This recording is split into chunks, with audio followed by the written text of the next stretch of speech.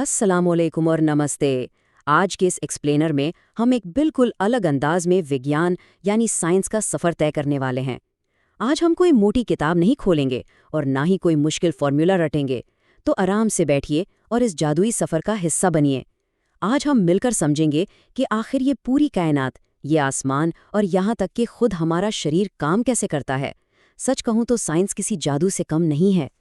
चलिए जरा दिमाग की आंखें खोलते हैं। क्या आपने कभी सोचा है कि सुबह का सूरज एकदम लाल या नारंगी क्यों दिखता है? या फिर चाय की प्याली में रखा चम्मच अचानक से टेढ़ा क्यों लगने लगता है? देखिए, साइंस की शुरुआत ना बस एक छोटे से सवाल से होती है, क्यों और कैसे। जब हम अपने आसपास की इन आम चीज़ों के पीछे छुपे जादू पर गौर करना शुरू करते हैं, बिल्कुल तभी हम साइंस को सच में समझ पाते हैं। तो आज के सफ़र में हम क्या क्या जानेंगे। पहले विज्ञान का जादू और मैटर, फिर देखेंगे फोर्स, प्रेशर और फ्रिक्शन, उसके बाद रोशनी, आवाज़ और हमारी आँखें, फिर बिजली और केमिस्ट्री के नियम, उसके बाद जीवन, खेती और पर्यावरण, और आखिर में तारे और हमारी धरती। तो शुरुआत करते हैं अपने पहले हिस्से से, विज्ञान का जादू और मैटर। चलिए बुनियादी बातों से शुरू करते हैं। हमारे आसपास जो कुछ भी है ना, ये किताब, कुर्सी, हवा, पानी, यहाँ तक कि खुद आपका और मेरा जिस्म, ये सब मैटर है। आसान लफ्ज़ों में मैटर वो हर चीज़ है जिसका अपना एक मास होता है और जो जगह घेरती है। और पता है ये किस चीज़ से बनता है? ये बहुत ही छोटे छोटे ब्रिक्स से बनता है जिन्हें हम एटम्स और मॉलिक्यूल्स कहते हैं। और सबसे मज़ेदार बात यह है कि ये मॉलिक्यूल्स कभी एक जगह नहीं ठहरते, ये हमेशा डांस करते रहते हैं, हिलते डुलते रहते हैं। जैसे पानी में इंक की एक बूंद डालिए तो वो पूरे पानी में फैल जाती है, या चाय में चीनी घुल जाती है। इसे डिफ्यूजन कहते हैं। ये सब इन्हीं लगातार हिलते हुए मॉलिक्यूल्स का ही तो कमाल है। अब मैटर के 3 खास रूप होते हैं: सॉलिड, लिक्विड और गैस। सॉलिड जैसे बर्फ, जिसका अपना एक फिक्स आकार होता है। लिक्विड जैसे पानी, जिसे जिस बर्तन में डालो वो वैसा ही आकार ले लेता है। और गैस जैसे भाप, जो पूरे कमरे में कहीं भी फैल सकती है। नेचर की सबसे बड़ी मैजिक ट्रिक ये है कि ये तीनों एक दूसरे में सीमलेसली बदल सकते हैं। सोचकर देखिए, बर्फ पिघलकर पानी बनती है और पानी गर्म होकर भाप बन जाता है तो एक ही मैटर, पर रूप अलग अलग। आगे बढ़ते हैं अपने दूसरे हिस्से की तरफ, फोर्स, प्रेशर और फ्रिक्शन, हरकत और मूवमेंट के पीछे की साइंस। अब फोर्स के साथ एक बहुत ही दिलचस्प कॉन्सेप्ट जुड़ा हुआ है, प्रेशर। प्रेशर आखिर है क्या? ये असल में सिर्फ फोर्स नहीं है, बल्कि ये उस फोर्स का असर है जो किसी खास एरिया या सतह पर पड़ता है। आप इसको फोर्स का कॉन्सेंट्रेशन भी कह सकते हैं। यहाँ एक बड़ा ही कॉमन सा सवाल सामने आता है। सोचकर देखिए, भारी स्कूल बैग के पतले स्ट्रैप्स कंधों में इतना दर्द क्यों पैदा करते हैं, जबकि एक ऊंट अपने इतने भारी वजन के बावजूद नरम रेत पर आसानी से चल लेता है? ऐसा क्यों? इसका जवाब बस इस एक छोटी सी लाइन में छुपा है: larger area equal to less pressure. मतलब एरिया जितना ज्यादा होगा, प्रेशर उतना ही कम महसूस होगा। स्कूल बैग की पट्टी पतली होती है ना, तो सारा वजन एक छोटी सी जगह पर पड़ता है। लेकिन जब पट्टी चौड़ी कर दी जाए तो आराम मिलता है। ऊंट के पैर भी लंबे और चौड़े होते हैं ताकि उनका भारी वजन एक बड़े एरिया में फैल जाए और वो रेत में धंसने से बच जाए। ठंडे देशों में बर्फ पर चलने वाले स्कीज भी बिल्कुल इसी नियम पर काम करते हैं। जिंदगी के हर छोटे बड़े हिस्से में साइंस कितनी खूबसूरती से अपना काम कर रही है।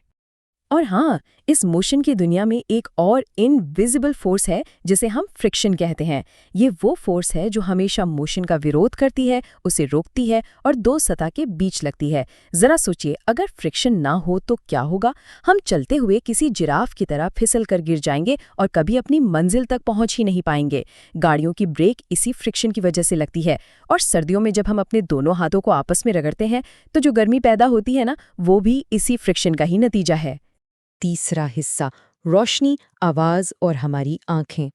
हम इस दुनिया को आखिर महसूस कैसे करते हैं? रोशनी यानी लाइट आमतौर पर बिल्कुल एक सीधी लाइन में चलती है। लेकिन जब लाइट एक मीडियम से दूसरे मीडियम में एंटर करती है, जैसे हवा से पानी में, तो वो थोड़ी सी मुड़ जाती है। इसे रिफ्रैक्शन कहते हैं। याद है हमारा शुरू का वो सवाल, चाय की प्याली में चम्मच का टूटा हुआ या टेढ़ा दिखना? बस इसी रिफ्रैक्शन का ही तो नतीजा है।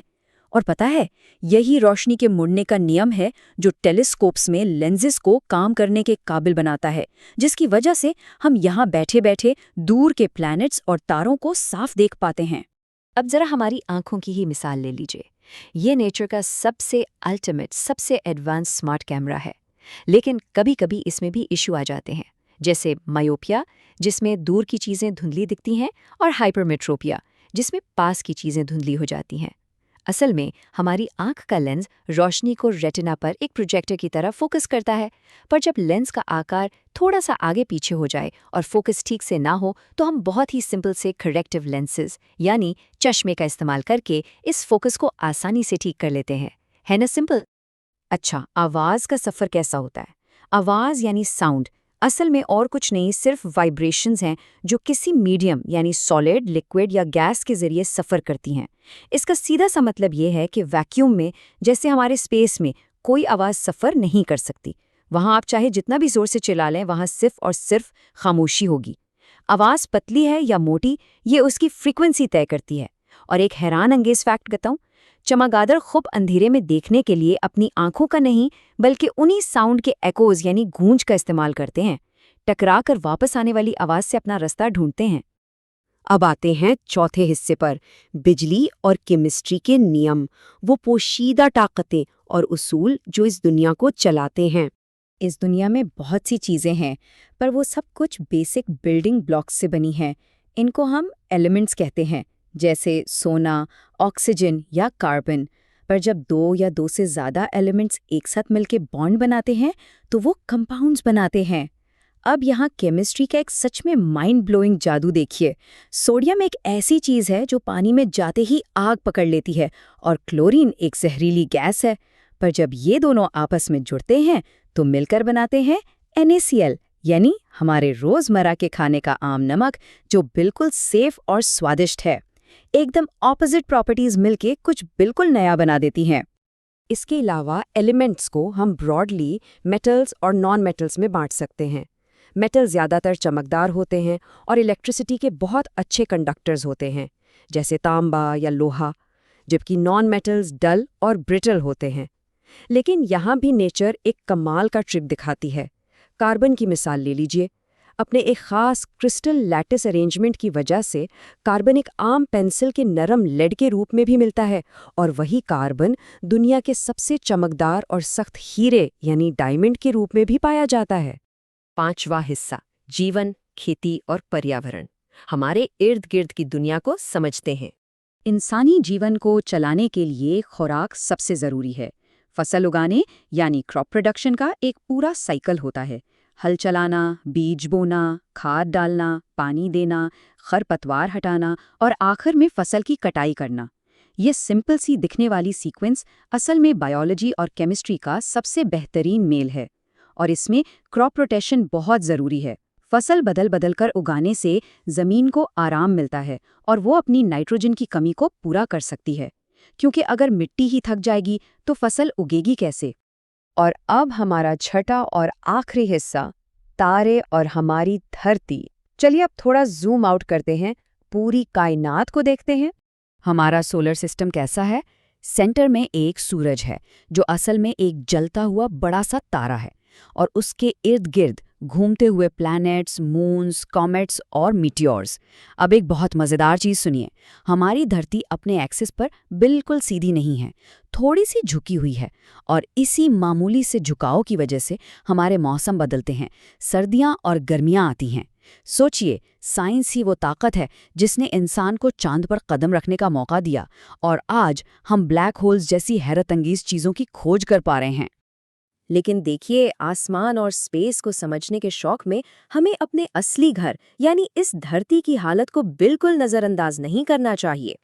आज पोल्यूशन और ग्लोबल वार्मिंग सच में बहुत संगीन मसले हैं। प्लास्टिक का इस्तेमाल कम करना, सोलर और विंड एनर्जी की तरफ शिफ्ट होना, ज़्यादा से ज़्यादा पेड़ लगाना और अपनी इकोसिस्टम्स की हिफाजत करना अब वक्त की सबसे बड़ी ज़रूरत है। इस इकोसिस्टम में हर एक स्पीशीज़ का अपना अहम किरदार है। अगर एक का भी बैलेंस बिगड़ा तो सब कुछ मुतासिर होता है। हमें एनवायरनमेंट का असली संरक्षक बनना ही होगा। आज का ये लंबा पर मज़ेदार सफ़र अब लगभग अपने आखिरी पड़ाव पर है। महान साइंटिस्ट सर आइजैक न्यूटन का एक बहुत ही मशहूर कॉल है, if I have seen further it is by standing on the shoulders of giants. इसका सीधा सा मतलब है कि विज्ञान की बड़ी से बड़ी खोज उन छोटे सवालों और उन महान लोगों की मेहनत से ही मुमकिन हो पाई है जो हमसे पहले इस दुनिया में गुजरे हैं। और अब आखिर में जाते जाते मैं आपके लिए एक सवाल छोड़ के जा रही हूँ। आज ऐसी कौन सी छोटी सी ऑब्जर्वेशन की जाएगी जो कल आने वाली पूरी दुनिया को बदल सकती है? हमें अपने अंदर के तजस्सुस को, उस बचपन की हैरत को कभी मरने नहीं देना चाहिए। सवाल पूछते रहिए और साइंस को एक लेंस बनाइए ताकि इस जादुई दुनिया को आप उसके असली और खूबसूरत रूप में देख सकें। आज की इस चर्चा में हमारा साथ देने के लिए बहुत बहुत शुक्रिया।